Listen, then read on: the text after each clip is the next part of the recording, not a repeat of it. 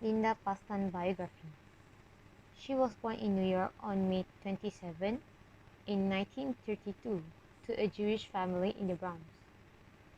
She graduated from Radcliffe College and received an MA from Brandeis University, which is Master of Arts in International Economics and Finance. In her senior year at Radcliffe College, Pastan won the Mademoiselle Poetry Prize. She also a recipient of a Radcliffe College Distinguished Alumni Award. She now lives in Maryland with her husband Linda Pastan, an accomplished physician and researcher.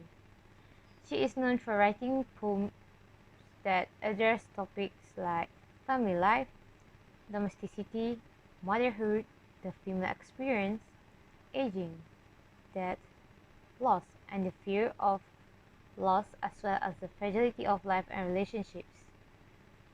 She has published at least 12 books of poetry and a number of essays. She served as the Poet Laureate of Maryland from 1991 to 1995 and was among the staff of the Bachelor Writers Conference for 20 years. The poems that we had chosen is To a Daughter Leaving Home, Home for Thanksgiving, and The Happiest Day.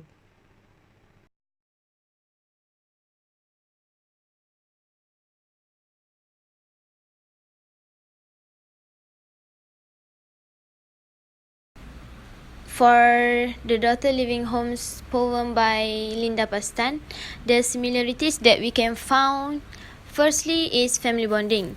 The feelings of intimacy, concern, acceptance being enacted in this poem. It is presented at the first poem's opening, which we can see in the first line, which is When I Taught You. Next, the similarities in the poem talks about domestic life, which is the difficulties of motherhood, the focus on a particular aspect of family life, which is husband and wife issues, and it is something that we've all had a go at as our husband and wife life. Okay, so next, a remembrance on happy moments. This shows the memory of a mother teaching her young daughter to ride a bicycle.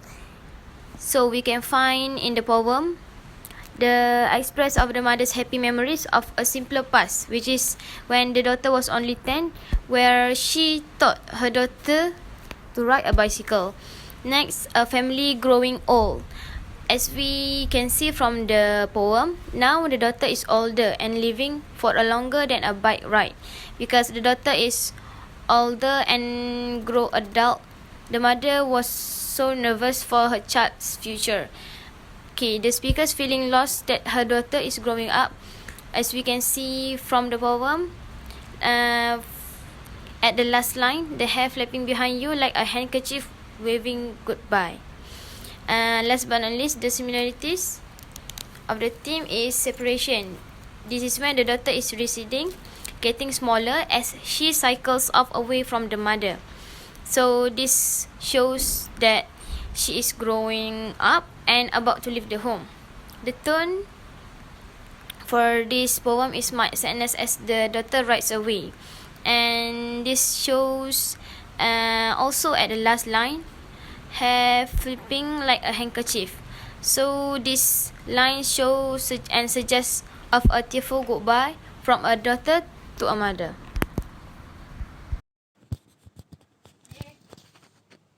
For the poem Home for Thanksgiving, the theme that has similarity is family relationship. The poem basically tells us about the relationship of the family, as they seem close at first and all of them were there, but soon all the children will eventually grow up and maybe won't be there in the future. Next is family bonding. Although the family know that times will keep changing and they are growing old, they know that they will be back together as one during Thanksgiving. Similarities and Differences of Happiest Day by the poet Linda Pastan. Looking first at the similarities, the first point will be talks about domestic life. Domestic generally means relating to someone's family or home.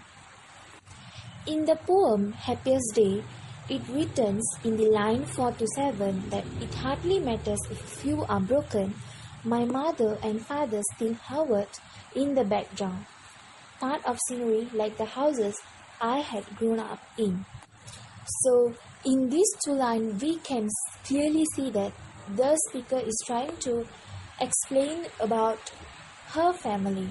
So, it shows the domestic life of hers.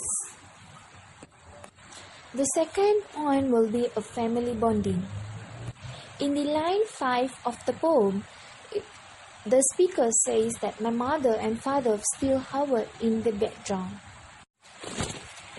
And followingly in the line 10, it returns, our children were asleep or playing, the youngest as new as the new smell of the lilacs. And how could I have guessed their roots were shallow and will be easily transplanted? So these two examples are enough to show the theme of family bonding. Like the first example, it shows the bonding between the speaker, her mother and her father. And the second example shows the bond between herself and her children. The last similarities I would like to talk about is a remembrance towards happy moments with family. In this poem, it tells about a young lady. She is considering her parents, her childhood, her future, and her happiness. This poem basically shows us the woman's autumn of her life, looking back to springtime as the happiest time. She was young, healthy, her parents were still alive, her children were still at home, and her beloved was by her side. So she is remembering towards her happy moments when she was still young.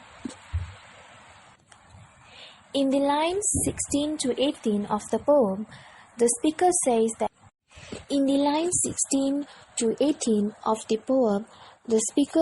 that the small irritation that are like salt on melon were what I dwelt on, though in truth they simply made the fruit taste sweeter. She, preoccupied with minute and the small irritations of her life, she moved through those happiest days in a kind of oblivion. The poem is a lament of her foolishness in not recognizing happiness when she had it within her grasp.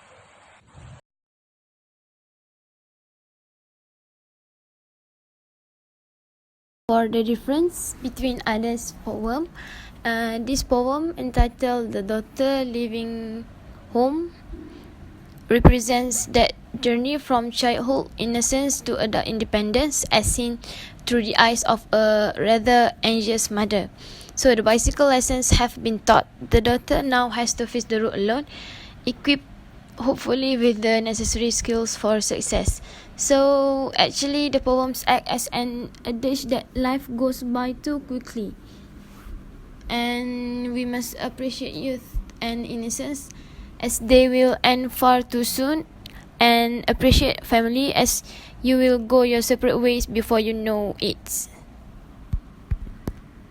Differences in theme for the poem is family celebration. The poem shows the celebrations of a family gathering. The family were eating together and taking pictures together. Next is changes. In the poem, it also talks about changes of the children in the family, that they will all soon grow up and they will have other responsibilities soon. Now, it's time for differences. What is the difference between this poem, Happiest Day, between the two other poems? So the difference is this Happiest Day, this poem basically is about the inner voice of a person. So the differences of this poem compared to the other two poems are: this poem, Happiest Day, is focusing on the inner voice of a person, whether she is happy or not during her childhood. The speaker is trying not to be desperate. All living circumstances persuade her that she is happy.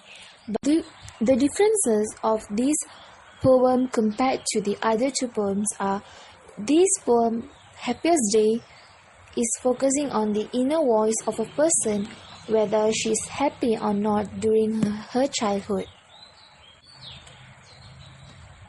The speaker is trying not to be desperate. All living circumstances persuade her that she is happy, but she withdraws in her self-reflection. The last message that I learned from this poem is: everyone chases after happiness, not noticing that happiness is right at their heels. Thank you. Now let's move on to the criticism on the poem, which is the domestic life. There are two main points which are touch upon universal themes and close observation and fine details. Linda Pastan poems touch upon universal themes dealing with: first, family and relationships; second, the difficulties of normal existence; and last but not least, the emotional distress of just getting up and living life as it comes. For the close observation and fine details, Pastan bases many of her poems on close observation and fine details. Those observations often result in expressing human emotion and heartfelt experience.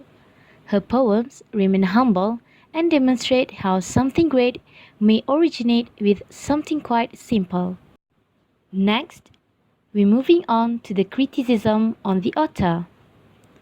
The Hudson Review said of Pastan's style: a poet of 100 small delights, celebrations, responses, satisfactions, pleasures.